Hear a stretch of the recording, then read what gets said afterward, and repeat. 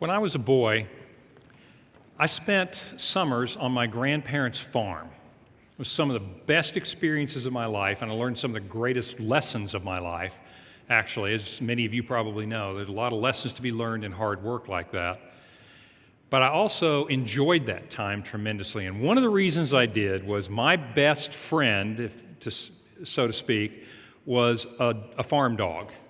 He was a dog that came to us as a puppy that had been dropped off. He was almost dead of hunger, and my grandmother helped me nurse him back to life, and after that, we became fast buddies. I mean, year after year, we just spent the summer together. When I wasn't working, he and I were off exploring the farm, and I always felt safe with him. And one of the reasons was this dog was kind of the Evel Knievel of farm dogs. I mean, he lived on the edge.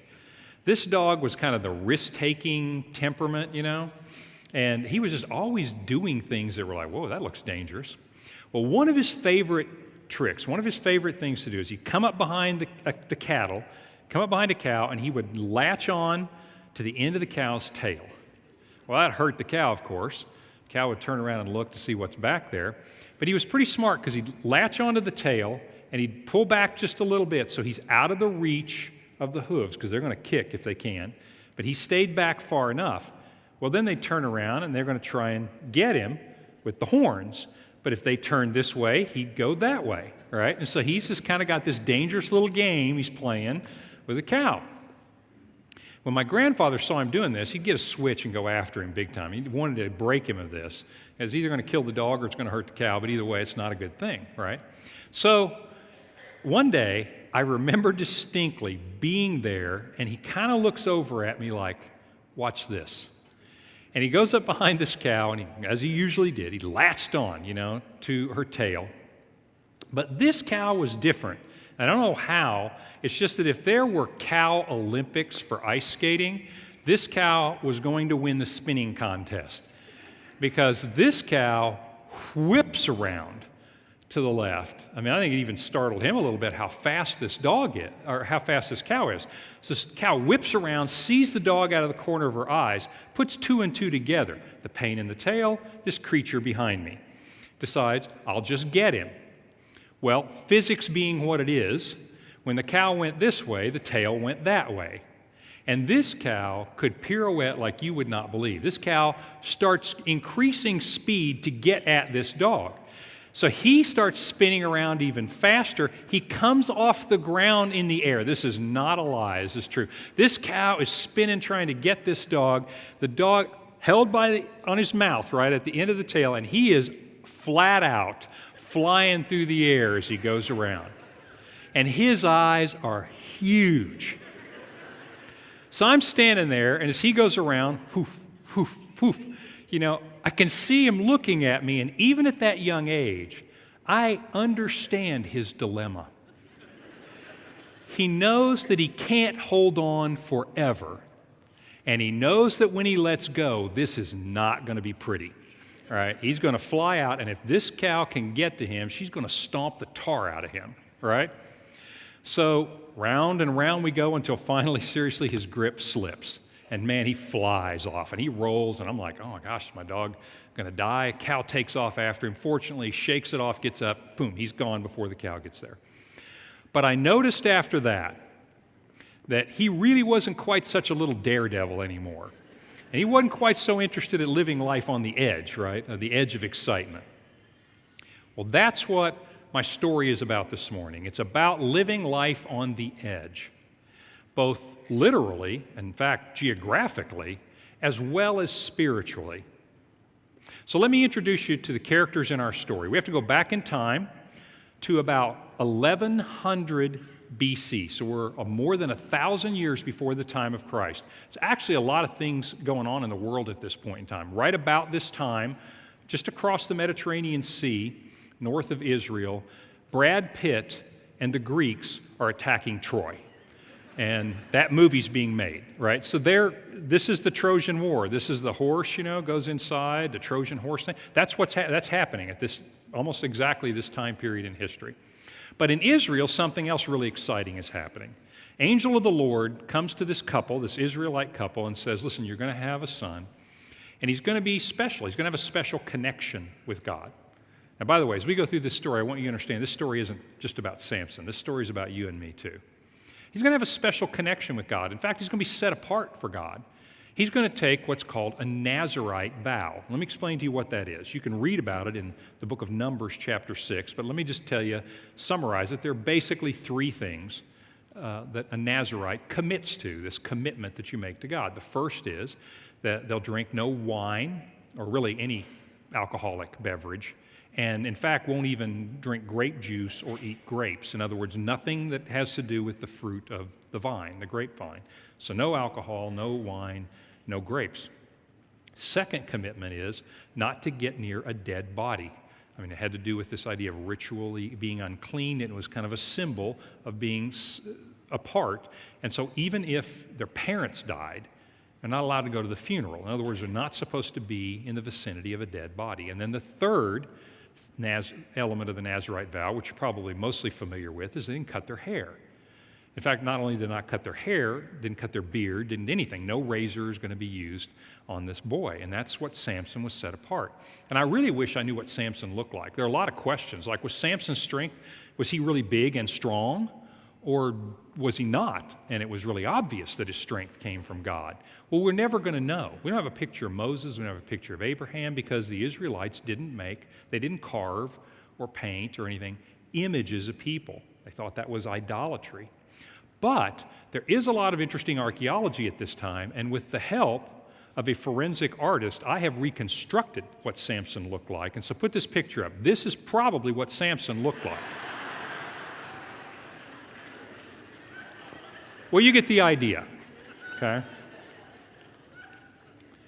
Well, the other players in our story are a group of people called the Philistines. I want to show you the geography of this so you can put up the map. This is what Israel looked like in about 1100 BC. In the area in the green is where the Israelites lived. And by the way, interesting little twist on history here. Today, that's called the West Bank, and that's where the Palestinians live. The area on the coast, all that yellow area, is the area of the Philistines that they controlled. An interesting twist, today in Israel, that's where the Israelites lived. And the reason is pretty obvious, because that coastal area where Philistia is, that's the good land. That's where the good crops are. You've got the ports for trade. The Israelites are all crammed up into the Judean highlands. They're trying to eke a living out of the mountains over there in that area. Well, the thing I want you to understand about the Philistines is they're not native to this part of the world. They're not Semitic people. They're not like the Hebrews or the Syrians or the Arab tribes. In fact, and this is kind of its own story, maybe for another day, fascinating little archaeological detective story here.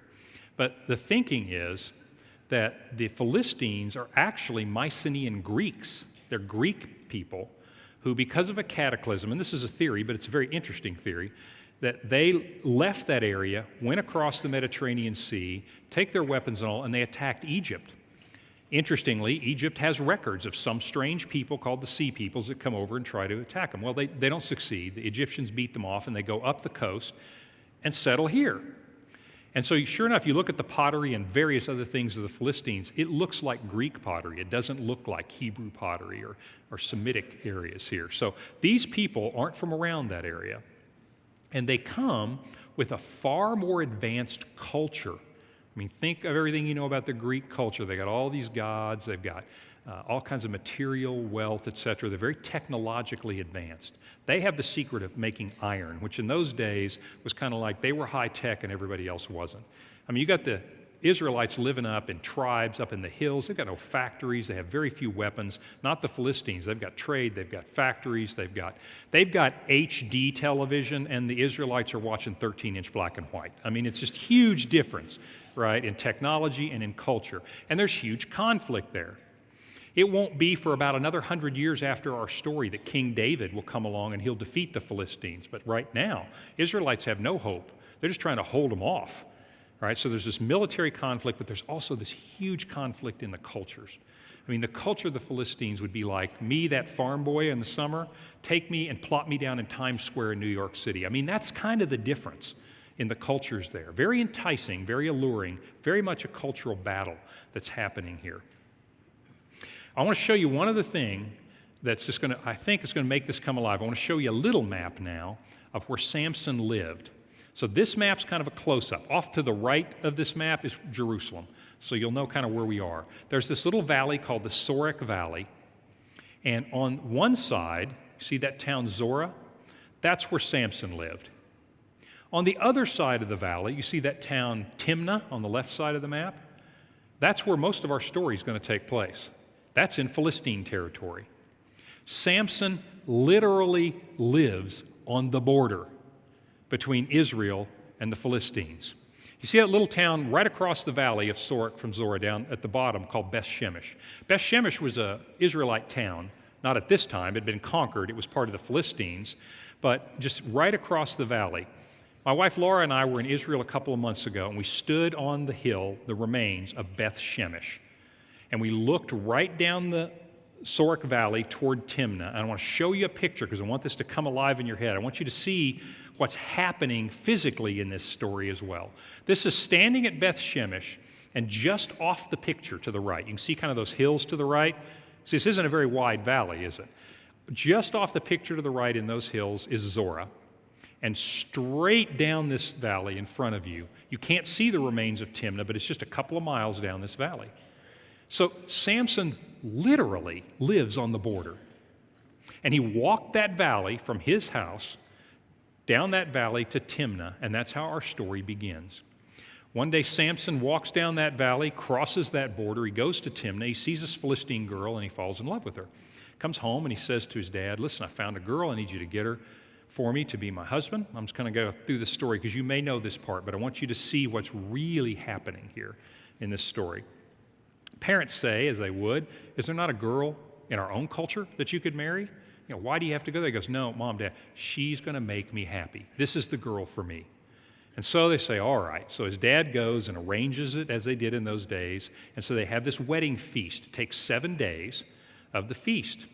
So Samson goes to Timnah. I mean, he's kind of like a fish out of water. He's in the big city, so to speak. He's in the big culture, but he wants it. She's going to make me happy. I'm going to be successful. I'm going to be famous. I'm going to go live an exciting life. I'm going to live on the edge here. So she's going to make me happy. Well, he doesn't even have any friends there, so they give him 30 companions to hang around with him during the feast. By the way, you suppose that during the 7 days of the feast, Samson might have just tipped a little bit of wine or something? Trust me, he did. But you know, it's not that big a deal. It's not like it's a big sin or anything. You know, you just say compromise that a little bit, but it's not a big deal. Nothing really got harmed by that. So he has these buddies.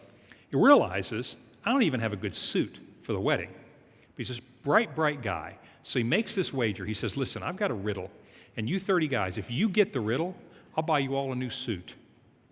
But if you don't get the riddle, you each buy me a new suit. Think Joseph A. Banks, buy one, get 29 free. That's the deal he's got going here, right? He's going to fill out his wardrobe, and he's going to, feel like, okay, I fit here a little bit better, right?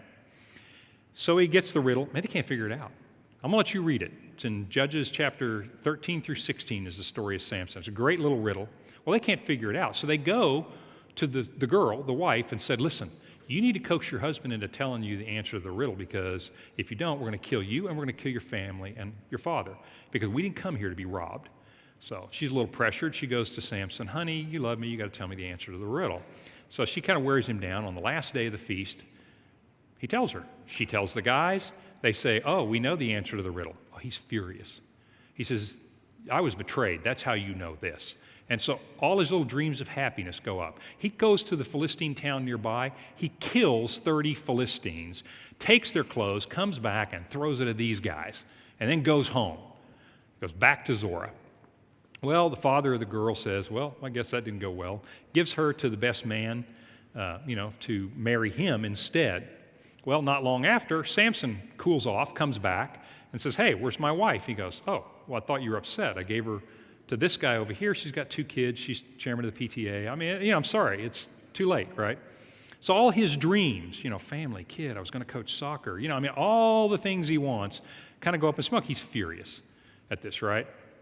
So he comes up with this brilliant idea, and he says, it's one of those really interesting stories in the Bible. He catches these foxes, and he ties their tails together, and he lights a torch, and in each pair of foxes, he puts a torch and he lets them go. I mean, isn't that graphic? You can just see them fighting each other, going this way, going that, going all through the grain of the Philistines, and sure enough, he burns it all down.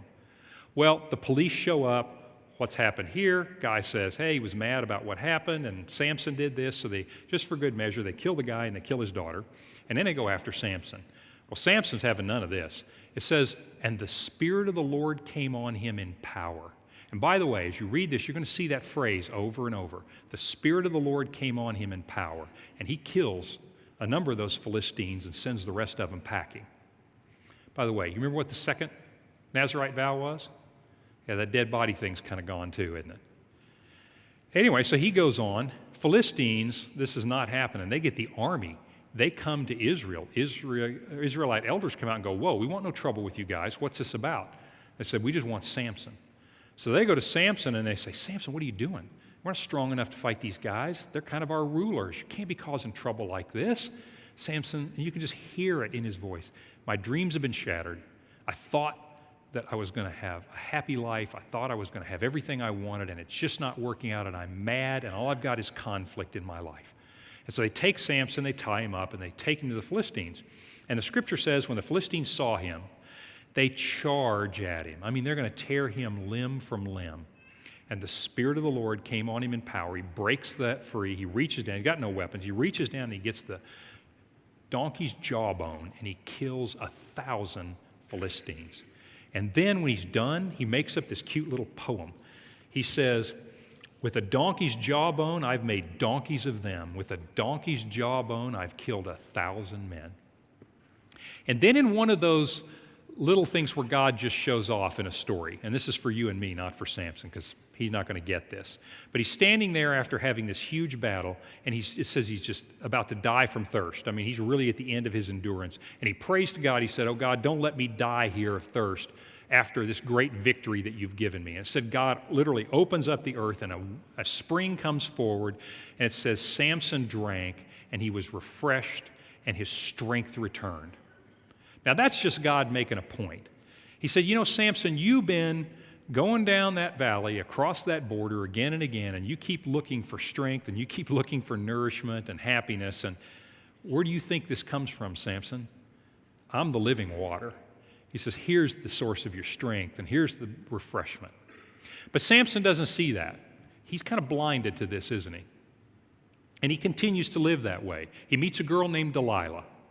She lives in the Sorek Valley. She's a Philistine. So he's still crossing that border. He's still hoping, and he falls head over heels for this girl. Well, the Philistine rulers come to Delilah, and they realize, man, this guy's really fallen for you. Now, you remember what happened to the last girl? Yeah, okay, she's dead. But I'll tell you what we're going to do for you, Delilah. If you can find out what is the secret of his strength, if you can somehow find a way to deliver him into our hands, then we will each give you 1,100 shekels of silver. Let me translate that. Publishers, clearinghouse, sweepstakes. I mean, you are going to be rich like crazy. And she's like all in that. So she goes to Samson and she says, Samson, honey, there needs to be no secrets between us and our marriage. Well, except that deal I just cut with the Philistines, but you don't need to know about that. Said, there's not going to be any secrets between us. Tell me, what does it take? You know, what's the secret of your strength? He said, tie me up with some bowstrings. I'd be as weak as anybody else. So he goes to sleep. She calls the Philistines. Samson, wake up, they're here. Ties him up. He wakes up, bursts the bowstrings, kills some of the Philistines, runs the rest of them off. She comes to him and says, this is humiliating. Do you not trust me? What is the secret of your strength? He says, well, all right, if you just tie me up with new ropes that have never been using, that'll do it. Same thing. Goes to sleep. Philistines come in. Samson, they're here. Jumps up. Boom. Fooled you guys.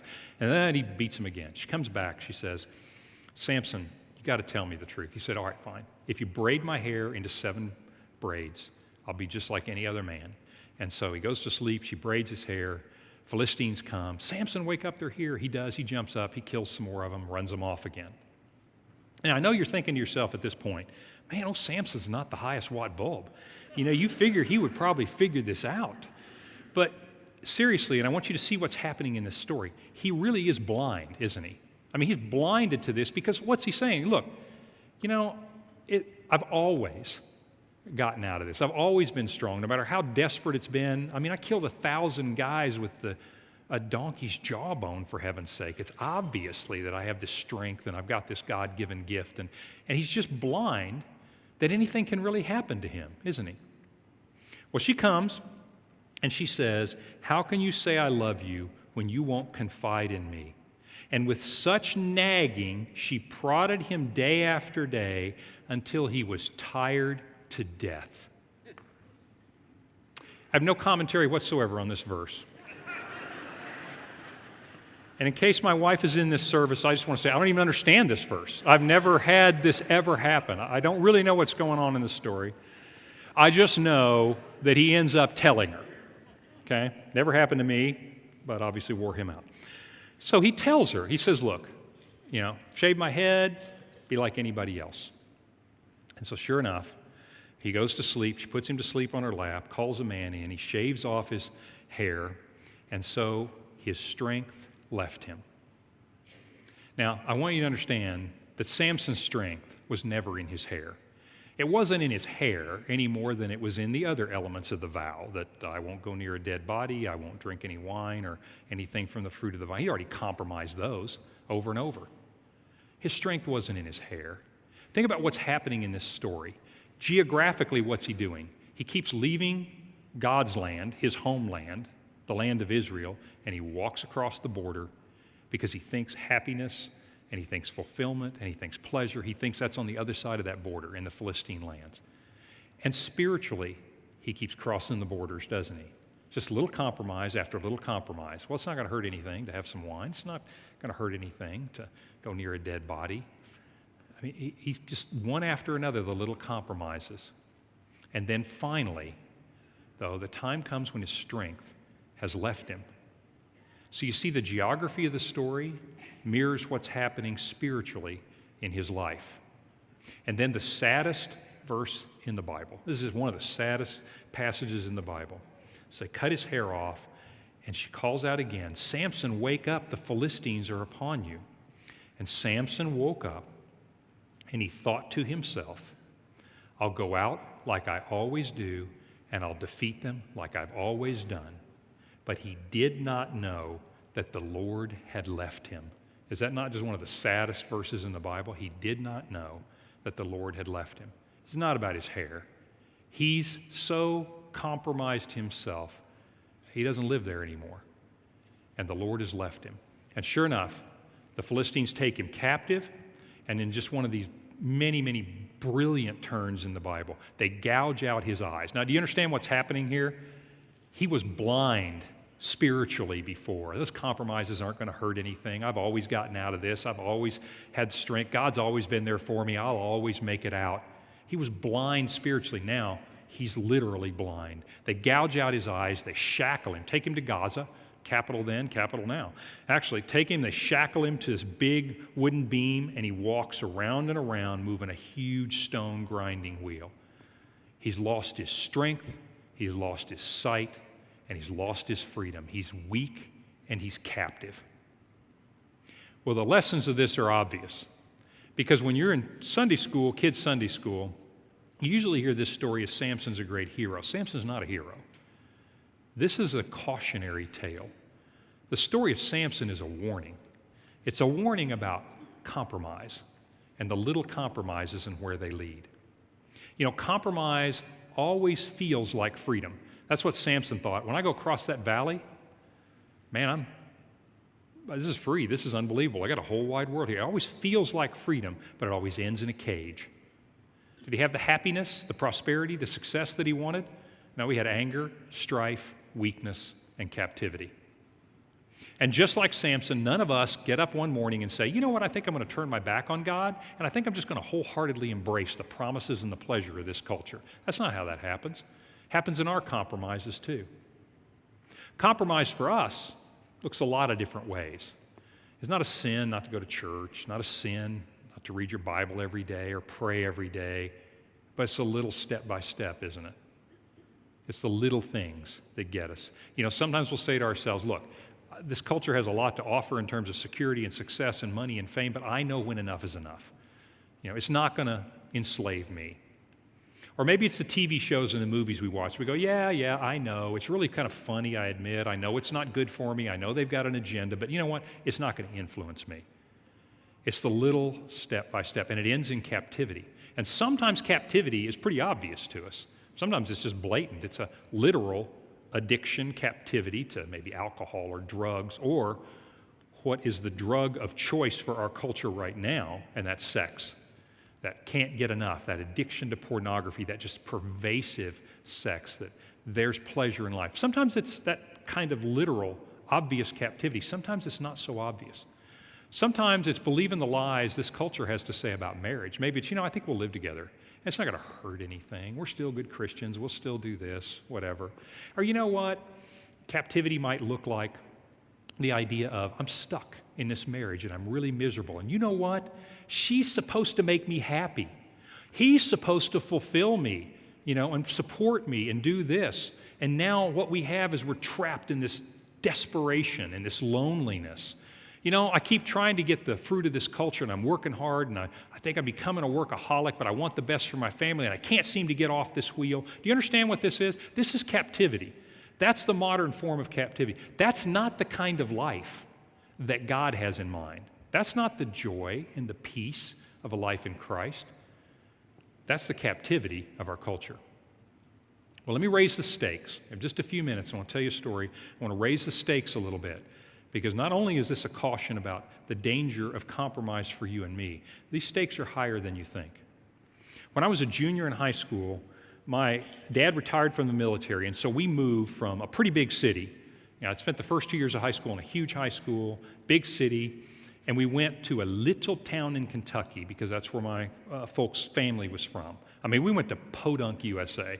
This place had probably fewer than 5,000 people. There was nothing interesting going on in this place. And so that's where I spent my junior and senior year of high school. Well, peculiarity of this area is that the county roads there are not, I'm talking about the back roads. It's really windy, and it's a beautiful area, but it's windy, it's curvy, etc. And those county roads were paved, but they weren't striped down the middle. And in fact, they weren't quite wide enough for two cars to pass.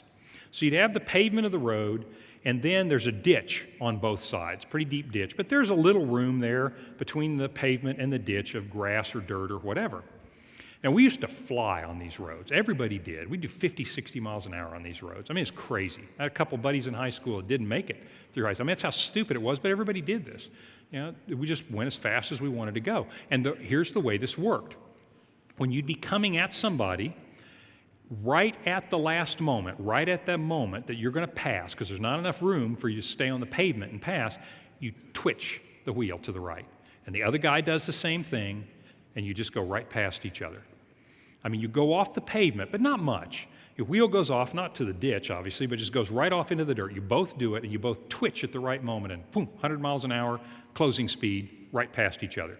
Occasionally, the mirrors would click each other. You didn't want that to happen, but it happened occasionally. It was just kind of that tight. That's just sort of the way everybody did it.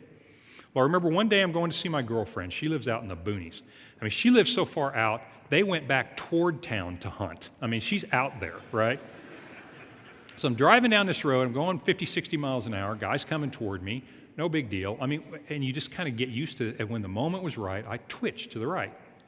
He didn't. Must be some kind of tourist or something. He doesn't know the rules. And so literally in that millisecond, I twitch some more so that we don't hit, so that we don't collide, and boom, I go past him. But now I've gone so far that my wheels are literally on the edge of the ditch. And when you're a senior in high school, you think you're immortal at that age. You don't think anything bad can happen. Well, I'm sitting here in that literally second. It seemed like forever. It had to only be a second, maybe two.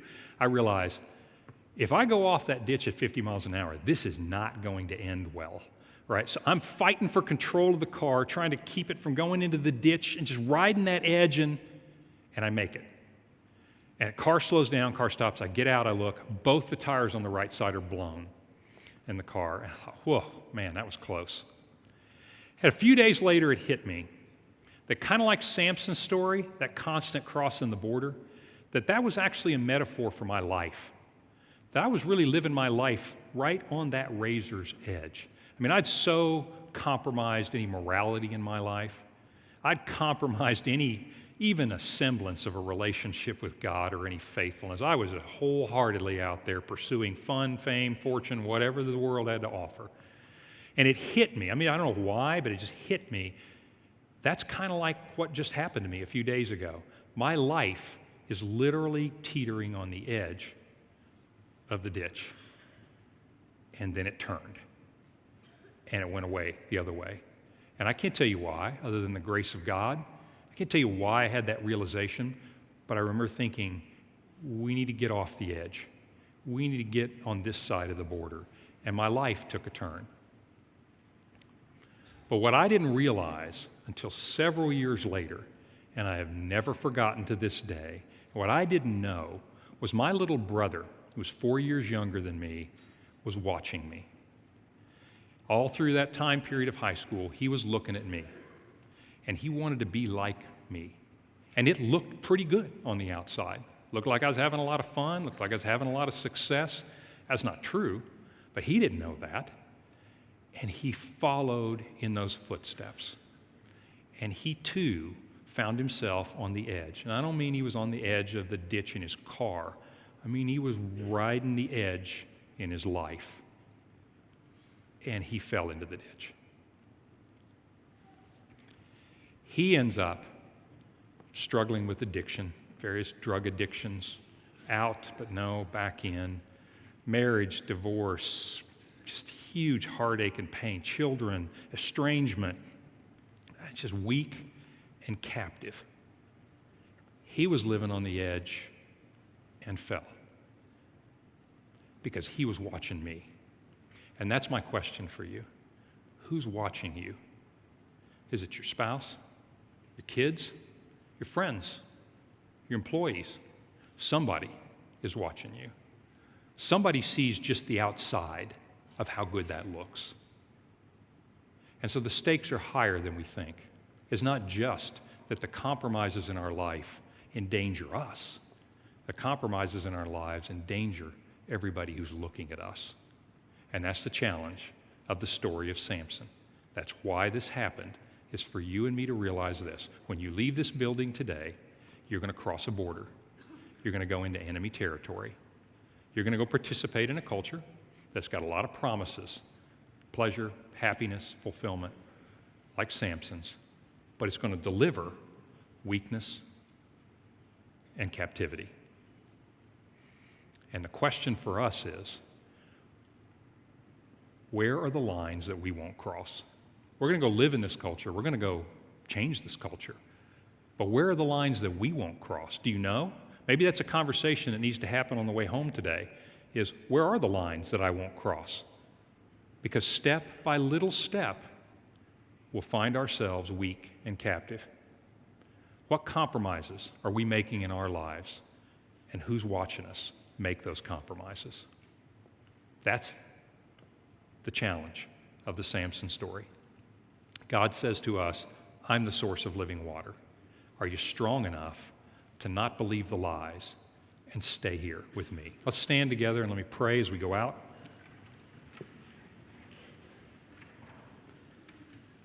Heavenly Father, we thank you for this story that echoes through the centuries to us. It's a story of crossing boundaries. It's a story of being on the edge. It's an all too real and modern story of compromise. I pray, Father, that you would give us the eyes to see the compromises in our life.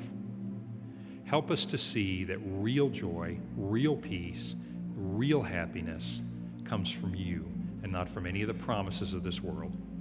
And I pray that you would give us the strength to say no to the compromises in our lives and to embrace you because we need you. Father, thank you that no matter how far we stray, we come back to the border and there you are. And you refresh us with your living water, and you strengthen us, and you free us from captivity. Blessed be your holy name. In Jesus we pray. Amen. God bless you.